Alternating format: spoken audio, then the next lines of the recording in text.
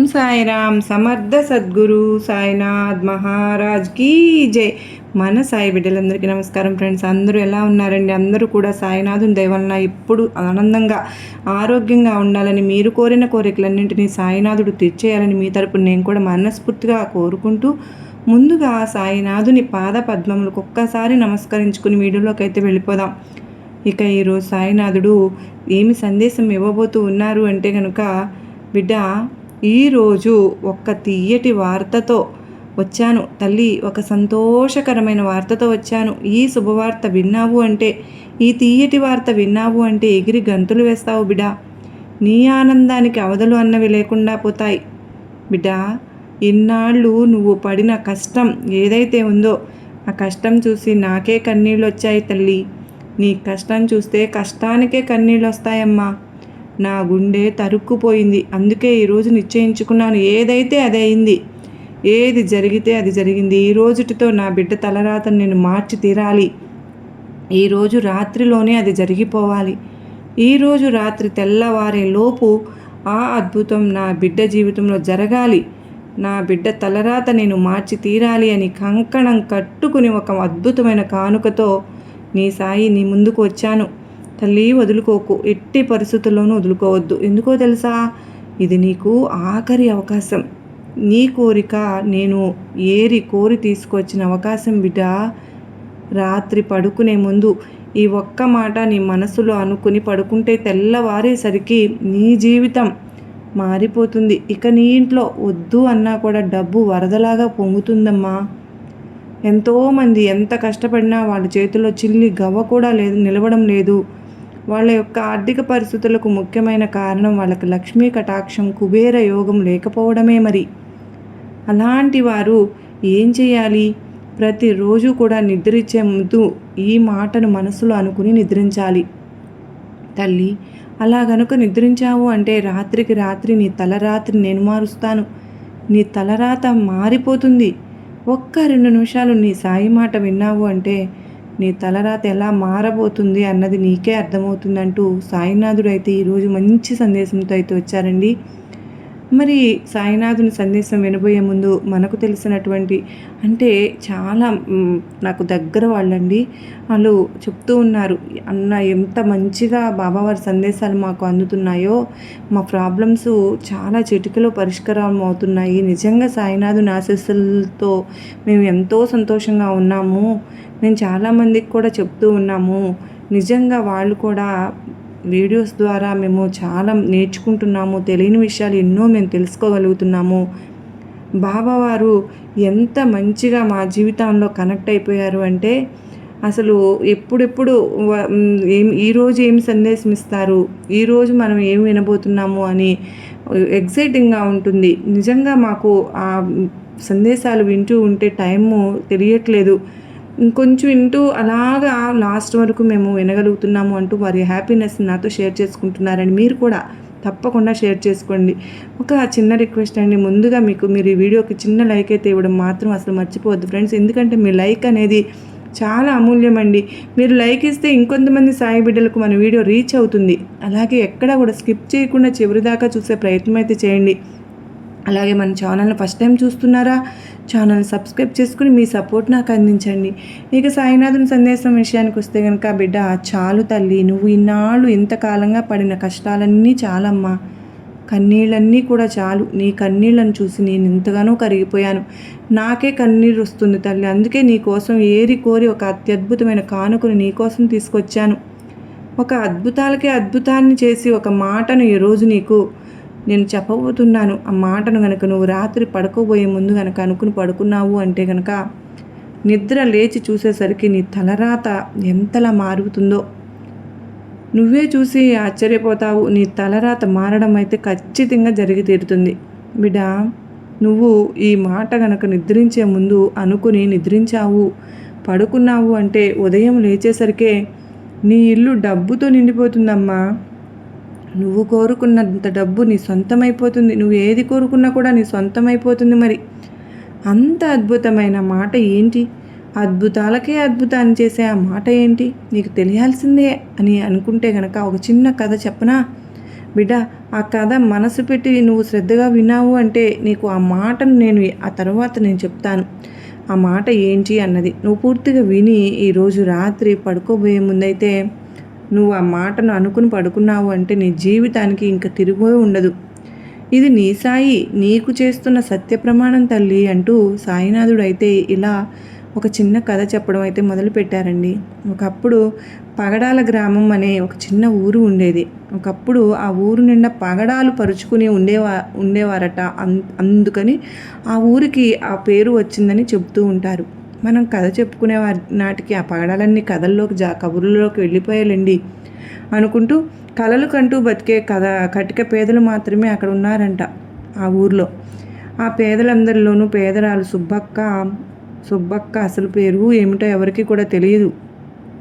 ఆమె అసలు పేరేంటో ఎవరికి తెలియదు. కానీ తెలిసిన ఒక వ్యక్తి కూడా చనిపోయాడు.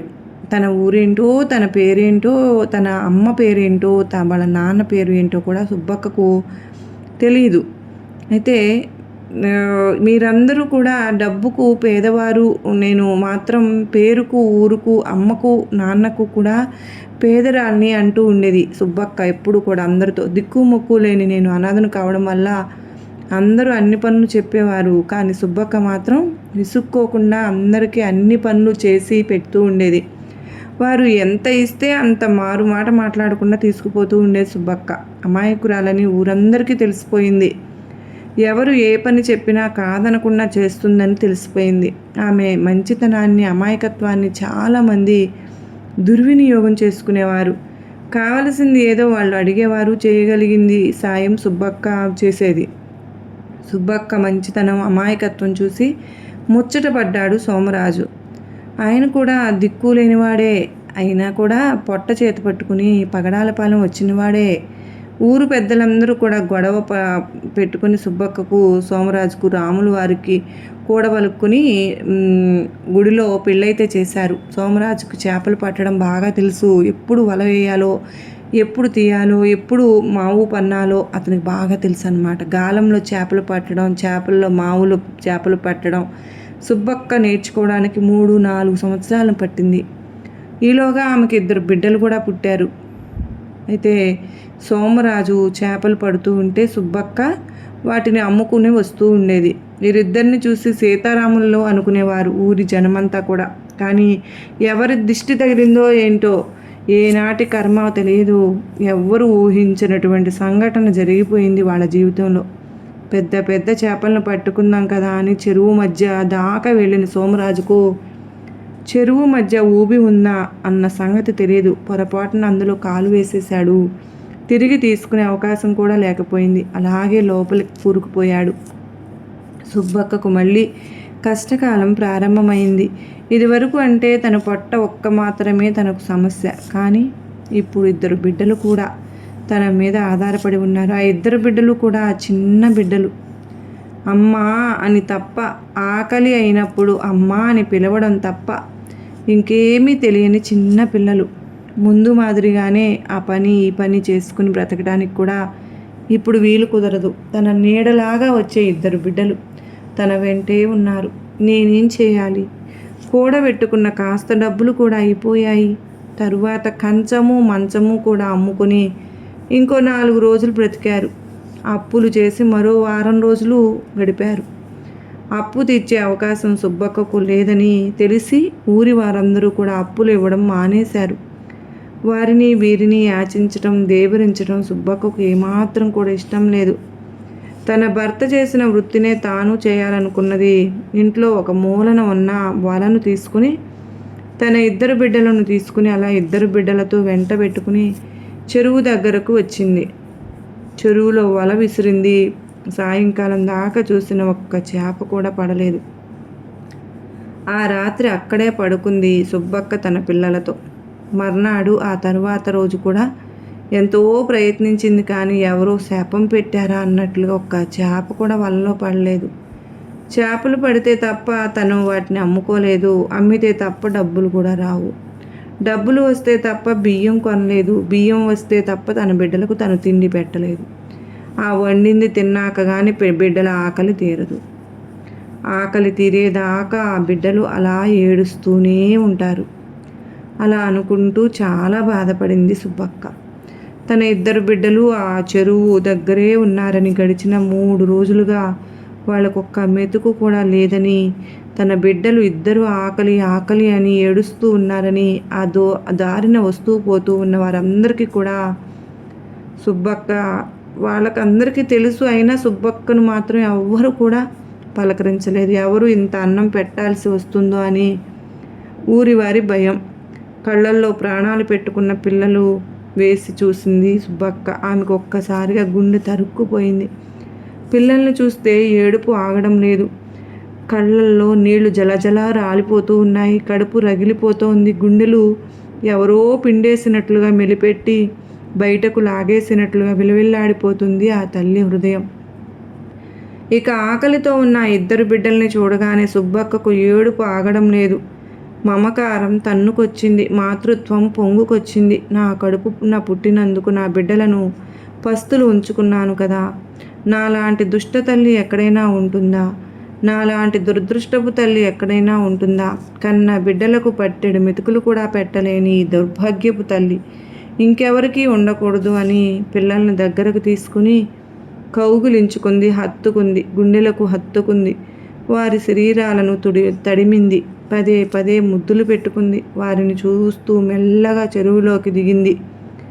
ఇంకా ఎంత బాధగానో పిల్లలు వెనకాల నుంచి ఏడుపులు వినిపిస్తూనే ఉన్నాయి. బాధగా వెనక్కి తిరిగి చూసింది సుబ్బక్క. ఇంకా సరే పదే పదే ముద్దులు పెట్టుకుని వారిని చూస్తూ దిగినా దేశం అంతా పిల్లల మీదే ఉంది. ఆమె నడుము దాకా నీళ్లు వచ్చేసాయి. ఇంకోసారి పిల్లల వైపు మళ్ళా చూసింది. ఇంకో అడుగు వేసింది.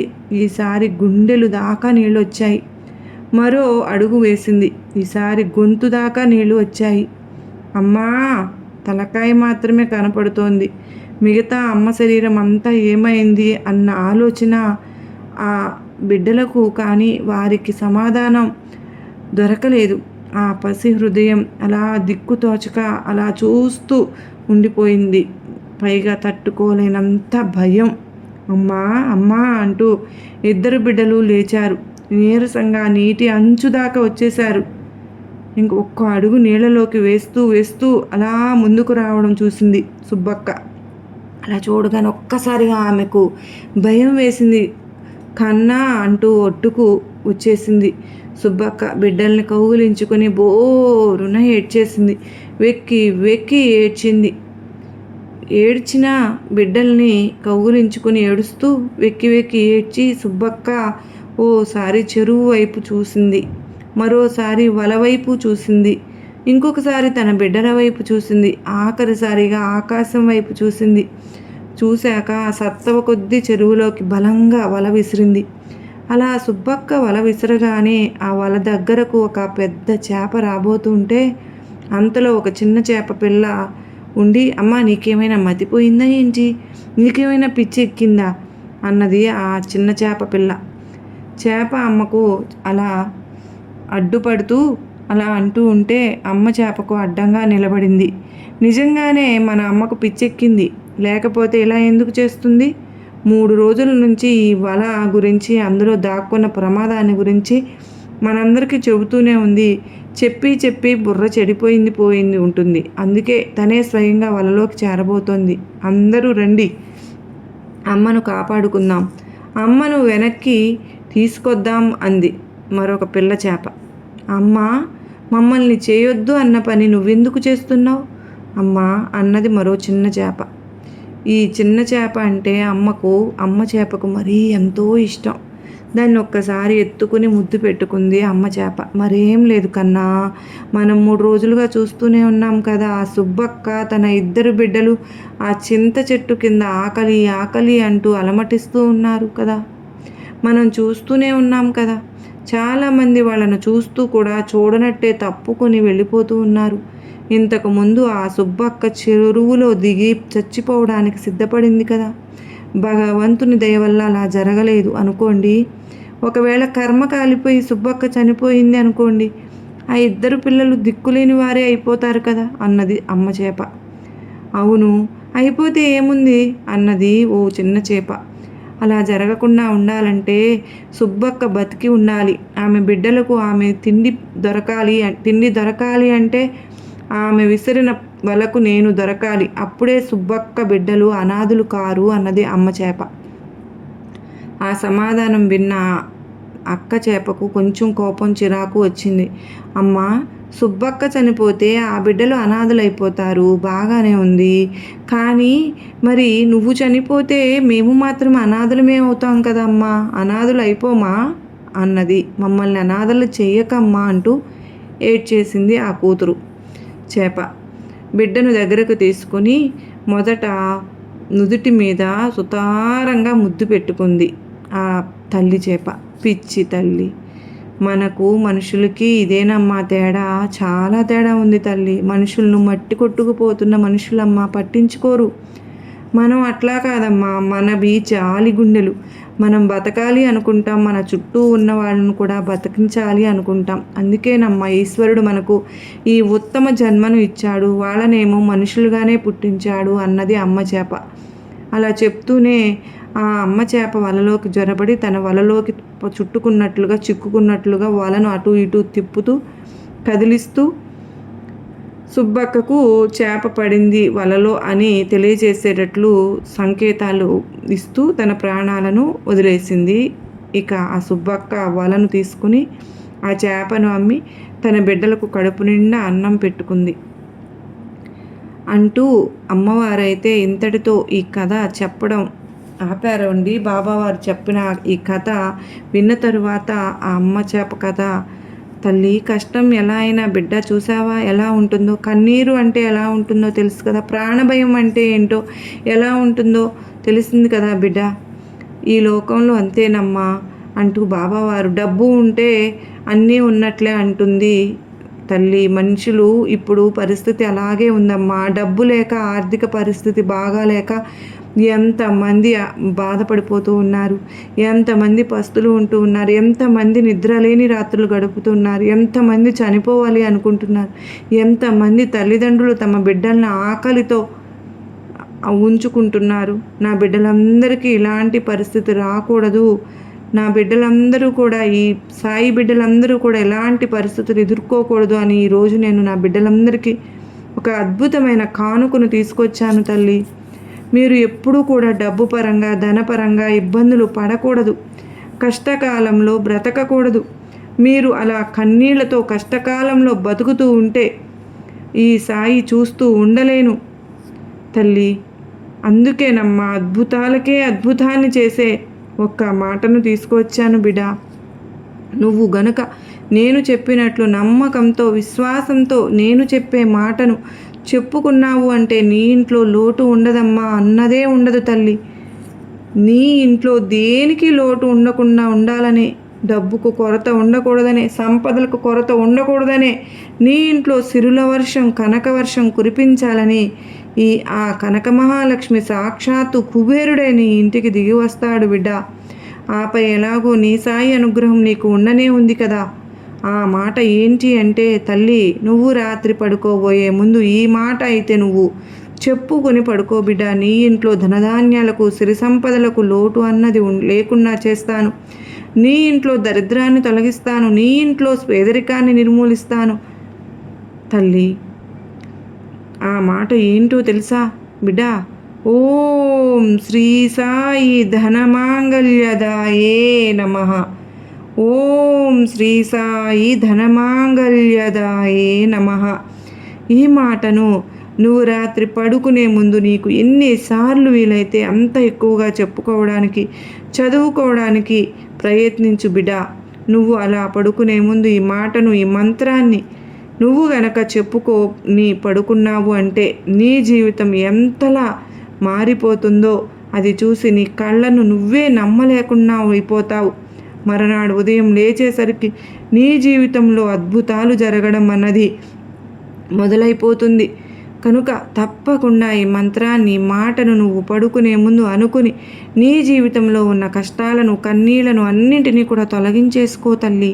ఇక మీదట నీకు ఎప్పుడు కూడా నీ జీవితంలో సంతోషం, సుఖం అన్నదే నేను చూడాలి అంటూ బాబా వారైతే ఈరోజు చాలా అత్యద్భుతమైన సందేశాన్ని అందించారు కదా ఫ్రెండ్స్. మరి ఈ సందేశం మీకు ఎంతగానో నచ్చింది అని, గొప్ప నమ్మకాన్ని ధైర్యాన్ని కలిగించిందని నేను అనుకుంటున్నాను. నచ్చింది అనుకున్న వారు ప్రతి ఒక్కరూ కూడా బాబా వారి వీడియోకి చిన్న లైక్ ఇచ్చి సపోర్ట్ చేయండి. అంత మాత్రమే కాదండి, మరికొంతమంది సాయి బిడ్డలకు షేర్ చేయండి.